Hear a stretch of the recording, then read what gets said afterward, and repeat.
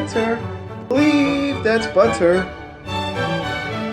Nathan Cox here. Thanks for joining us on You Better Believe That's Butter. I've got my good friend right here, Phil Colbert with Happy Chef Catering, and he's going to teach us how to make a chocolate souffle today.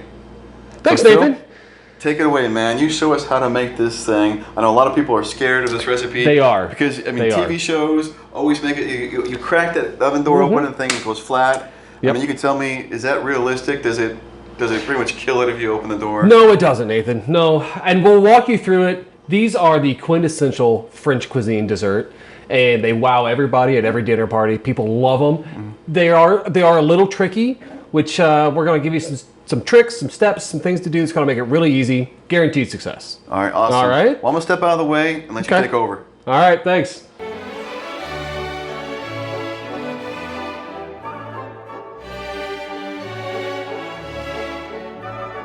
All right, guys, you can make any kind of souffle. You could make a Grand Marnier or a raspberry or a vanilla. We're gonna make chocolate souffles. So the first thing we're gonna do is start melting chocolate.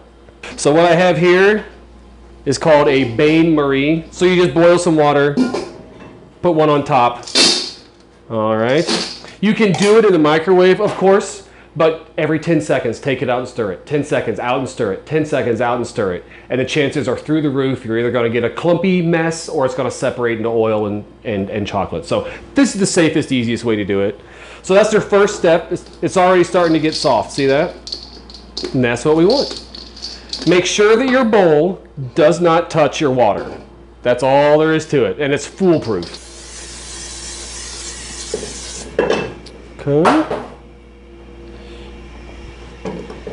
Getting that. Check on our chocolate. Make sure all the butter is melted and it starts to get a little bit brown. And then you add the roux.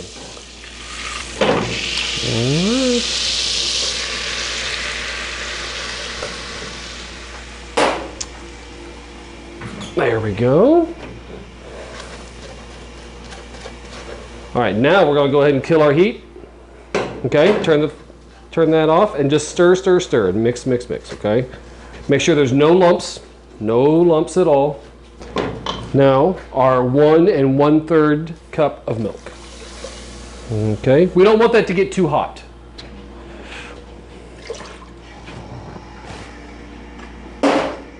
All right.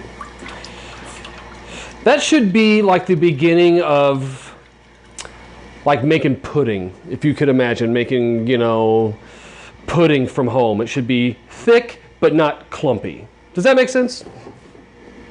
All right, now look at how beautiful that is. Perfect. You want to do this first. You want to make sure it's perfect. It doesn't have to be super hot whenever you do it, so you can go ahead and cook it, make it good, make it thick, and then add your ingredients, and then you can kind of walk away from it. All right, as that's going, a pinch, and I mean pinch of salt. All right, you need a little bit of salt to make the sugar pop. All right, and then our 2 teaspoons of sugar go in there. All right, now get in here and really look at this. Do you see what that's looking like now? How it's thick, but still thick but runny. Like if you were making pudding from scratch at home. That's kind of the best way I can describe it, all right? Like if you were to imagine in 5 minutes when that cools, how it's gonna look totally different, okay? That is perfect, no lumps.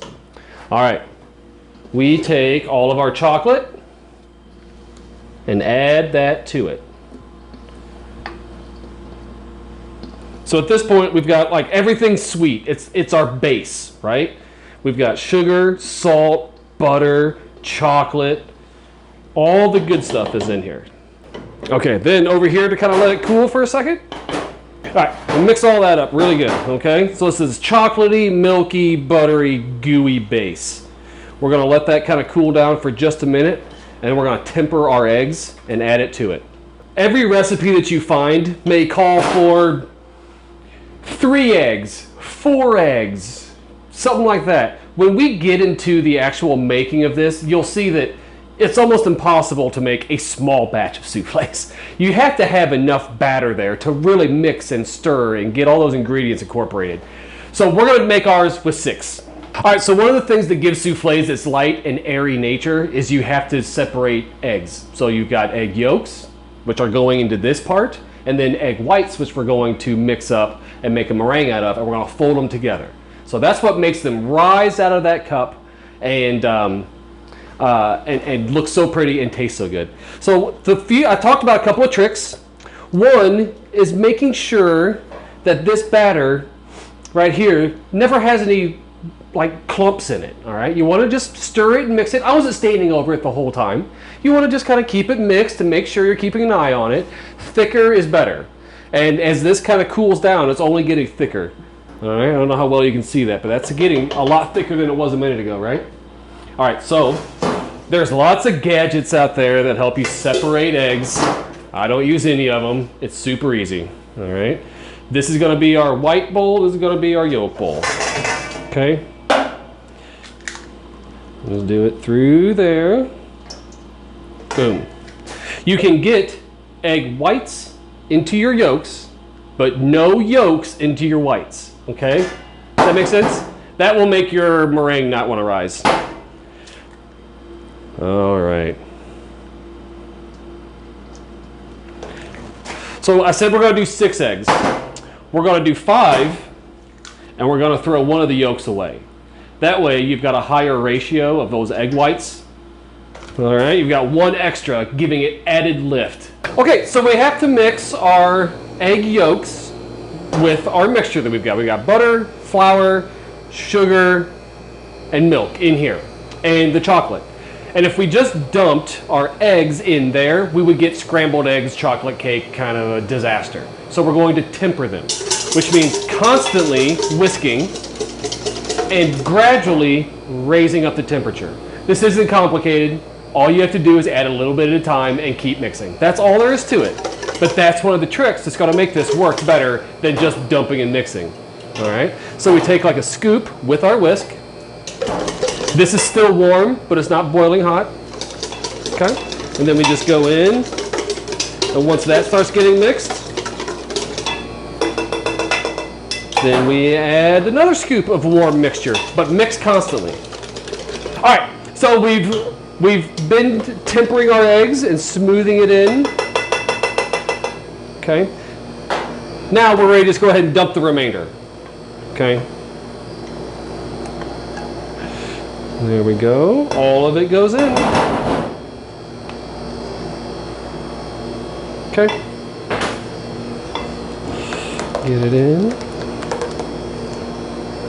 There we go. There, that is good. All right, so now we're gonna make a meringue with our 1 extra egg white for a little added puff, and we're gonna put like a pinch of cream of tartar, okay? It's 1/8 of a teaspoon is what the recipe calls for. It's a pinch, okay. Just that. That cream of tartar stabilizes egg whites and will help you get that lift that you need. You can come over here and whisk it by hand and spend the next 10 minutes. You can get one of those really cool stand mixers. I bet most people have an egg beater at home.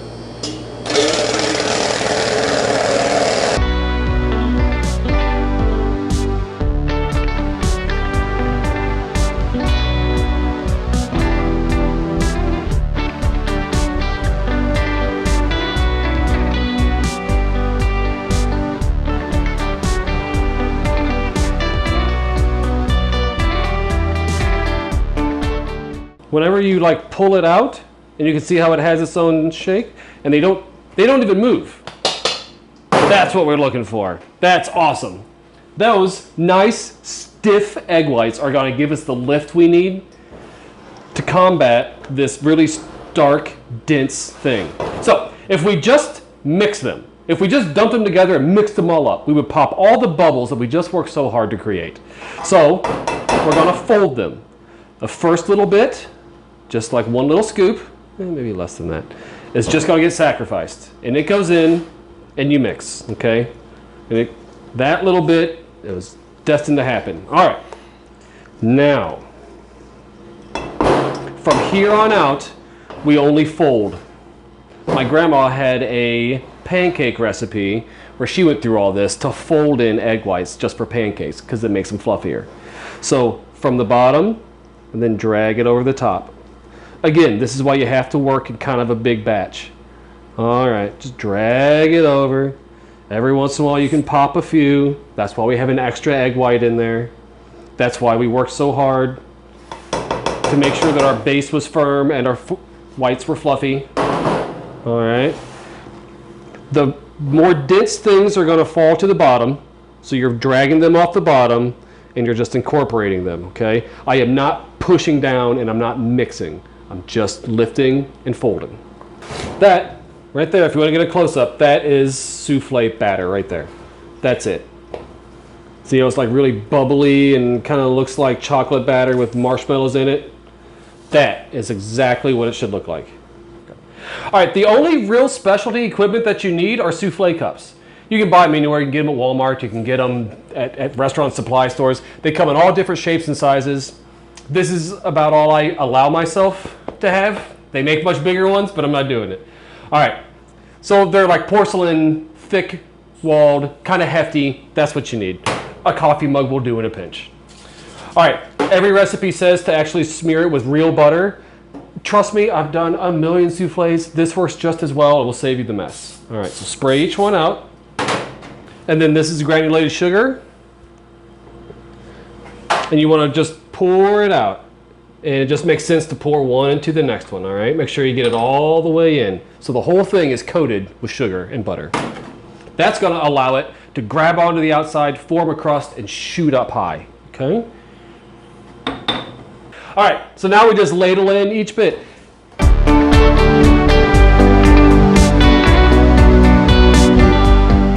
Some places might tell you to do like a water bath, which would be fill this up with water and then set them in there. You don't have to do that. You just need to get a big enough pan so that they're spaced out because they have to cook in an even way, all right? So make sure there's room in between each one. Set it for 350.